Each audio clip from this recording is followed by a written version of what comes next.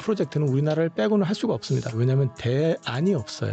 우리나라 조선소들이 방산 밸류가 제대로 붙을 거라고 봅니다. 목표 주가가 70만 원대 올라왔고요. 황제주가 탄생할 수도 있겠네요. 진짜 나중에 분위기 좋으면. 충분히 그럴 수 있다고 봅니다.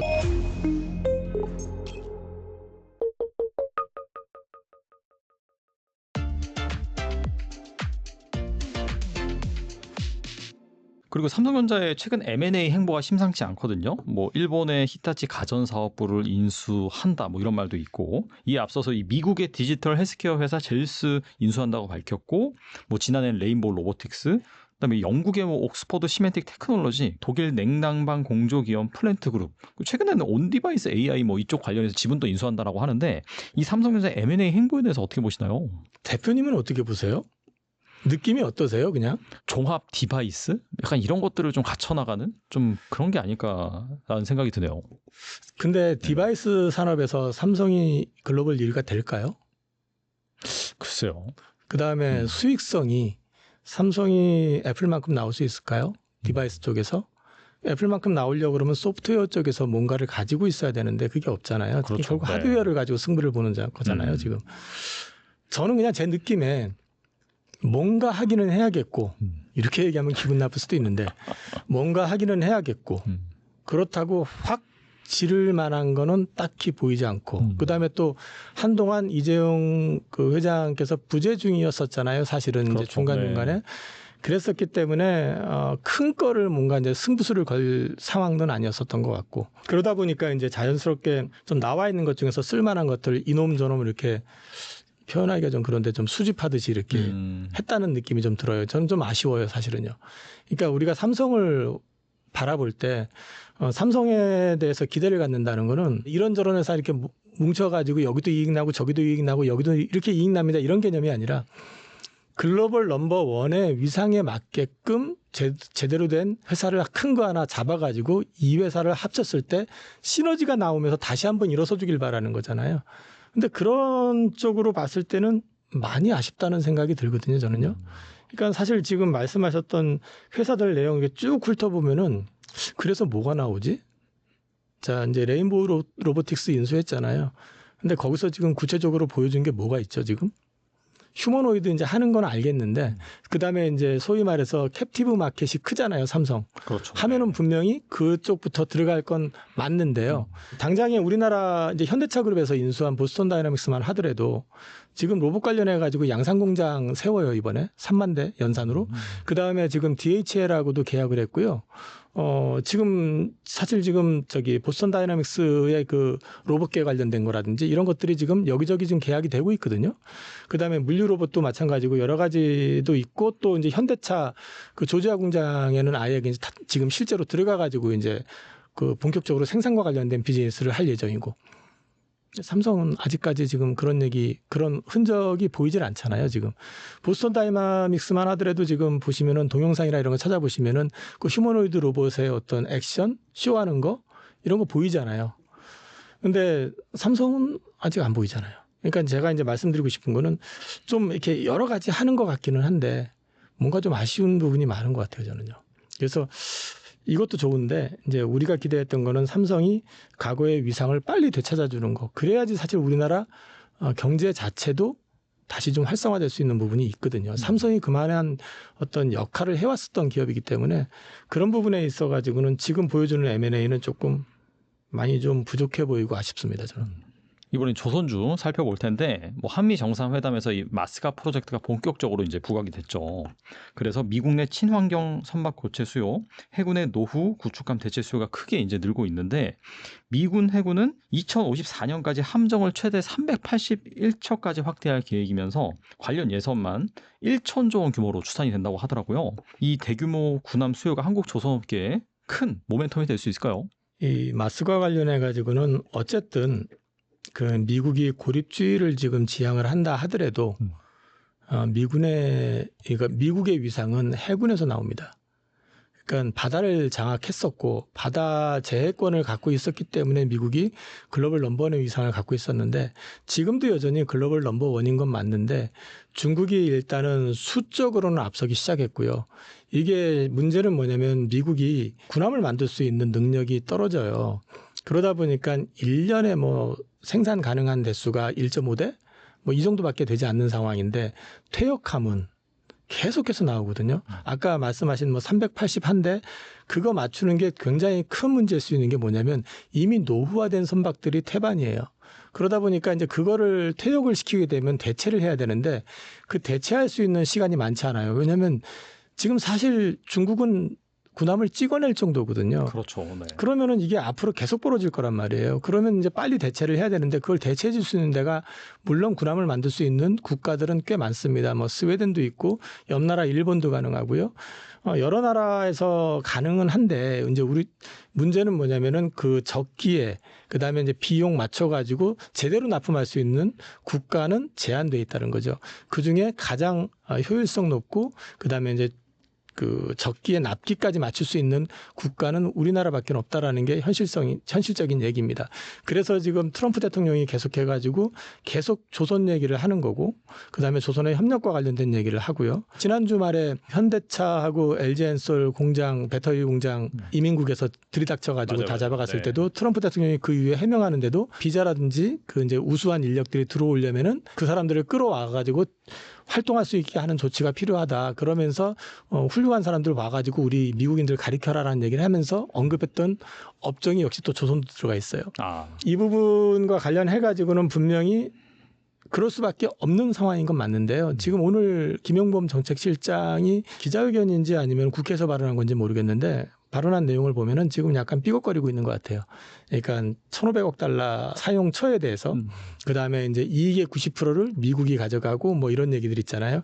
근데 이제 우리 입장은 이익의 90%는 그 현지에 두는 거지 미국이 갖는 게 아니다라는 입장인 거고 우리는 이제 10% 이익을 가져오는 이런 구조는 같다 하더라도 약간 좀 이제 의견 차이가 있고 트럼프 입장에서는 옆 나라 일본이 그래버린 바람에 그렇거든요. 사용처를 트럼프가 지정해요. 그럼 우리 입장하고는 다른 거거든요. 우리는 우리 입장대로 1,500억 달러의 펀드를 조성을 해가지고 그게 뭐 현지 기업을 인수하거나 또는 뭐 거기에서 군함을 수주하거나 이럴 때 이제 보증하는 또는 이제 지원해주는 비용으로 사용하려고 했었던 건데 얘기가 좀 다르다 보니까 약간 트러블이 있는 것 같더라고요. 그 바람에 아마 오늘 조선주가 조금 많이 흔들렸던 것 같고요. 근데 이제 이 부분에 있어가지고는 저는 개인적으로는 너무 비유 맞출 필요는 없다고 생각을 해요. 왜냐하면 대안이 없어요. 군함도 군함이지만 LNG 캐리어만 하더라도 지금 LNG 프로젝트 12개고 지금 우리한테 1,000억 달러였나요? LNG 파는 게. 그다음에 옆 나라 일본이 5,000억 달러인가 되고 저기 그 유럽이 6,000억인가 뭐 그렇잖아요. 그거 뭘로 실어 나라요? 배로 실어 나르잖아요. 근데 LNG 캐리어 만들 수 있는 게 전 세계에서 중국하고 한국이에요. 그럼 중국에다 오파 줄 거냐는 거죠, 자기네들이. 못 주거든요. 중국 조선소에다 오파를 준다는 얘기는 중국 해군을 키워준다는 얘기밖에 안 되거든요. 그렇죠. 네. 그러니까 어쩔 수 없이 우리나라 기업이 참여를 해줘야 돼요. 그거를 갖다가 트럼프는 현지에서 만들어주길 원하기 때문에 미국 안에다 조선소 뭐 도크를 갖다 신설하든 뭐라 해서 미국 안에서도 만들고 뭐 이런 얘기 나오지만 그것도 당장은 안 되잖아요. 그러니까 이제 결국에 가가지고는 미국의 그 쉽 관련된 배와 관련돼 있는 프로젝트는 우리나라를 빼고는 할 수가 없습니다. 그래서 이거는 우리나라한테 수혜가 되는 건 맞아요. 그래서 어떤 노이즈가 있더라도 우리는 이 부분에 대해서 우리가 가질 거는 가져갈 수 있도록 하는 게 맞는 것 같아요. 그래서 이 부분은 결국 가가지고 시간 싸움을 하게 되면은 저는 우리나라가 유리하다고 봅니다. 결국 급한 건 미국이지 우리가 아닙니다. 그럼 조선 기업들 같은 경우에는 그런 조선 3사 이런 쪽 중심으로 봐야 되는지 아니면 기자재 업체도 괜찮나요? 기자재 같은 경우는 저는 이제 최근에 기자재 주식이 급등을 많이 하는데 이번 주 들어와가지고 시가총액 1,500억, 2,000억짜리들이 막 10몇 프로, 20% 막 올라가기 시작하면서 난리가 나더라고요. 네. 근데 이제 그 생각을 해봤어요. 이게 보면은 옛날에 현대차 뭐 인도 진출한다 또는 미국 공장 세운다 이럴 때 보면은 부품 회사들이 같이 진출하는 회사들 막 급등하고 있었거든요. 비슷한 패턴이라고 보거든요. 부품 회사들이나 이제 기자재 업체들 같은 경우는 마진을 갖다 무한적으로 보장을 받을 수가 없잖아요. 그다음에 또 한 가지는 그쪽으로 간다고 했을 때도 핵심 기업이 있어요. 대체 수단이 없는 거. 예를 들어서 LNG 같은 경우는 이제 본행제는 우리나라 거 아니면 중국 거 써야 되잖아요. 그럼 우리나라 본행제 업체들은 이제 2개니까 딱. 이런 기업들 같은 경우는 사실은 조선사하고 얘기가 될 때는 협의가 가능해요. 어느 정도는. 뭐 완전히 대등하게는 아니더라도 근데 그 외 기업들은 사실은 이익률이 그렇게 막 올라갈 상황은 아니거든요. 근데 이제 너무 쏠린다 싶었거든요. 근데 이제 오늘 마스가 노이즈 나오고 그다음에 아침부터 막 급등했었던 것들 이제 급락하기 시작하고 하면서 좀 흔들렸는데 지금 구조로 봤을 때는 기자재 쪽 밸류도 이제 부담스러운 영역 왔어요. 사실은요.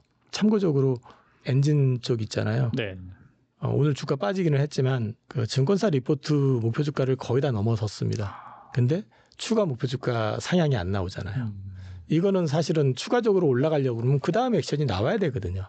현지 뭐 진출을 하든 아니면 현지 물량을 구체적으로 받는 뭐가 나오든지.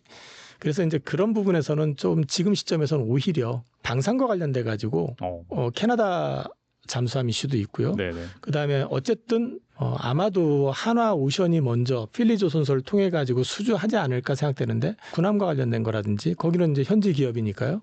이런 것들이 하나둘씩 나오고 현대중공업의 미국 진출이 가시화되면서 관련된 부분이 나온다든지 아니면 트럼프가 행정명령으로 군수지원함이라든지 이런 것들을 이제 역외에서 미국 역외에서 이제 한시적으로라도 만들 수 있게끔 허용을 해준다든지 이런 이슈들이 나오기 시작한다 그러면 우리나라 조선소들이 방산 밸류가 제대로 붙을 거라고 봅니다. 근데 이 말씀을 드리는 건 글로벌 방산 조선사들 같은 경우는 옆나라 미쓰비시 같은 경우가 PER이 39배입니다. 그다음에 호주의 오스탈이라고 하나오션이 인수하려고 하는 회사 있잖아요. PER이 36배입니다. 근데 우리나라 지금 하나오션이 주가 빠져가지고 아마 30배 왔다 갔다 할 거고요. 현대중공업이나 이런 쪽도 마찬가지로 비슷할 거예요. 그렇게 본다 그러면은 추가적으로 그런 쪽으로 구체화된다 그러면 오히려 이제 조선사 쪽에서 기회가 있을 수도 있을 것 같아요. 안 그래도 HD 현대중공업이 현대미포와 또 합병하겠다고 발표를 했는데 합병을 통해 조선 방산 영향을 더 끌어올리겠다는 계획입니다. 이런 것도 좀 긍정적이라고 볼 수 있을까요? 일단 저는 그 관련해 가지고 합병은 의미가 있다고 생각을 합니다. 사실은 이제 현대중공업하고 현대미포가 별도로 있을 이유도 별로 없었어요. 물론 이제 중소형 전문회사로 이제 미포를 특화시킨다 뭐 이런 얘기가 나올 수도 있는 거긴 하지만 그거는 또 한편으로 보면은 이제 조선소들이 어려웠었잖아요. 이제 살아난 지 몇 년 안 됐어요. 근데 어려웠었기 때문에 이제 도크 신설도 안 하고 소위 말해서 이제 증설을 안 하고 계속해서 유지를 해왔던 거잖아요. 그러니까 작은 배는 작은 배만, 큰 배 위주로만 이렇게 이제 해왔었는데 문제는 여기에 이제 방산 시장이 24년 기준으로 현대중공업이 1조 원 정도 매출이라고 하더라고요. 근데 미국 방산이 열렸잖아요. 그럼 미국 방산 시장을 외면할 수 없고 방산을 받아와야 되는데 배가 그 초대형 컨테이너선급의 그 군함보다는 좀 중소형 선박급의 군함들이 많거든요. 그러다 보니까 관련해가지고 소위 말해서 방산면허를 갖고 있는 거는 현대중공업입니다. 근데 이제 중소형 선박 사이즈의 군함이나 군수 지원함을 받으려고 그러면 면허가 있어야 되잖아요. 면허가 없는 상태에서 현대중공업에서 수주해가지고 미포에 줘서 미포에서 만들기에는 못하거든요. 특히 방산 같은 경우는 보안이 중요하기 때문에. 그래서 이번 합병은 다분히 방산 시장이 확장되는 거를 감안해가지고 하는 전략적인 판단이라고 저는 봅니다.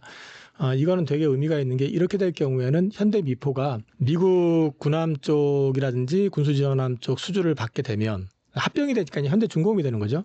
그거를 도크를 이제 한국에 있는 도크를 좀 활용을 하고요.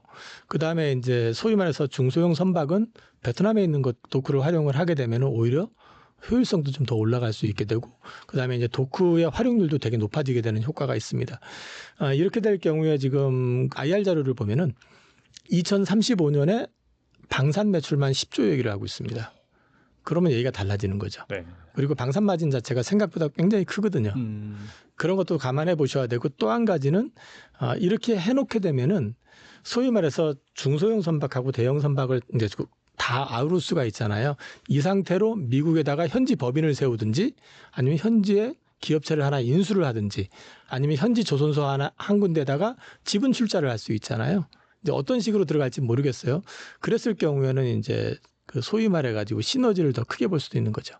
그래서 이번 그 합병은 다분히 미국 진출을 준비한 전략적 판단이다. 저는 그렇게 보고 있고, 그래서 지금 목표 주가를 보면은 다울증권 리포트를 보면은 현대중공업이 목표 주가가 70만 원대 올라왔고요. 그다음에 현대미포가 30만 원으로 지금 올라와 있습니다. 저는 근데 그거 충분히 가능하다고 봅니다. 황제주가 탄생할 수도 있겠네요. 진짜 나중에 분위기 좋으면. 충분히 그럴 수 있다고 봅니다. 그리고 이게 방사는요. 좋은 게 뭐냐면 끊어지질 않아요. 컨테이너선이나 이런 것들을 한번 딱 해놓고 나면은 이게 중간에 비잖아요. 공백기가 있잖아요. 그래가지고 대량 발주가 한 사이클이 지나고 나면은 그 다음 사이클이 오는 데까지 좀 텀이 길잖아요. 근데 이거는 좀 꾸준할 수가 있고 한 발 더 나가서 조금 오버해서 말씀을 드리면 미국 현지에 진출한 현대중공업이나 필리조선소는 우리나라 기업이 아니잖아요. 그럼 거기서 배를 만들어서 판다는 생각도 해볼 수 있겠죠. 글로벌. 그러네요. 예, 그렇게 되면은 글로벌 방산 시장에서 군함 시장에서 잠수함 시장에서 생각보다 굉장히 좀 커질 수 있는 그런 여건도 물론 가능할 거라고 봅니다. 물론 우리나라보다는 손재주도 없고 일하는 데 있어서 의욕도 좀 많이 약하잖아요. 그리고 힘든 일 잘 안 하려고 하고 단가도 높고 그렇기 때문에 그런 리스크도 분명히 있기는 있어요. 근데 이제 커버할 수 있는 건 최대한 자동화를 하면서 자동화가 아마 30%까지는 가능하다는 것 같아요. 그러면서 이제 나머지 부분을 갖다가 이제 진행을 해나가는 방식으로 해나간다면은 그래도 지금 우리가 기대하고 있는 부분들을 갖다가 상당 부분을 가져올 수 있지 않을까. 저는 그렇게 기대하고 있습니다.